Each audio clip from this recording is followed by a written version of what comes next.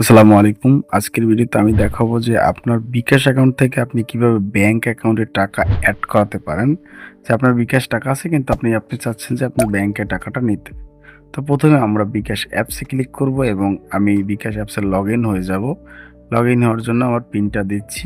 Pin দেওয়ার পর আমি বিকাশ অ্যাপসে লগইন হব। লগইন হওয়ার পরে আপনি এখানে দেখতে পাচ্ছেন যে আরো দেখুন এইটা ক্লিক করার পরে বিকাশ টু ব্যাংক নামে একটা অপশন দেখতে পাচ্ছেন। বিকাশ টু ব্যাংক।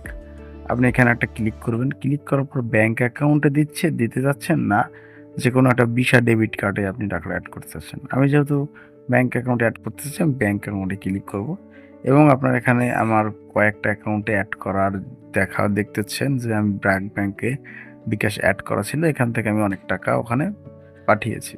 এখানে আরো অনেকগুলো ব্যাংক আছে। আপনি চাইলে সবগুলো ব্যাংকেই আপনার বিকাশের টাকা এড করতে পারেন।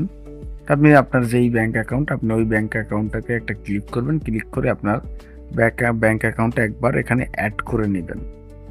ব্যাংক অ্যাকাউন্ট এড করার পরে আপনি এখান থেকে যেকোনো সময় আপনার বিকাশের টাকাটা যেমন এড করার জন্য আপনার অ্যাকাউন্ট নাম্বারটা এখানে দিবেন। অ্যাকাউন্ট নম্বরটা দিয়ে এগিয়ে যান। এই অপশনটা ক্লিক করবেন। যেমন আমার অ্যাকাউন্ট, এখানে আমার অ্যাকাউন্ট সিলেক্ট করে আমি আমার ব্যাংক অ্যাকাউন্টটা দিয়ে এগিয়ে যান ক্লিক করব। ক্লিক করার পরে আমার এখানে কিন্তু আমার ব্যাংক অ্যাকাউন্টটা আপনি চাইলে তাদের শর্তাবলীগুলো পড়ে নিতে পারেন। কারণ তাদের অনেকগুলো শর্তাবলী এখানে রয়েছে। তো এভাবেই আপনি আপনার ব্যাংক অ্যাকাউন্ট কিন্তু এড করতে পারেন বিকাশের সাথে এবং বিকাশের টাকা সরাসরি আপনার ব্যাংকে সেন্ড করতে পারেন। আর এখানে কোনো চার্জ অবশ্যই কাটে না যে আপনার ব্যাংক অ্যাকাউন্টে যাওয়ার জন্য। সরি। এখানে ব্যাংক অ্যাকাউন্টে যাওয়ার জন্য টাকা কাটে এবং সেই টাকাটা হচ্ছে খুবই সীমিত আকারে। যেমন ব্র্যাক ব্যাংক সবথেকে এখানে সীমিত টাকা কাটে।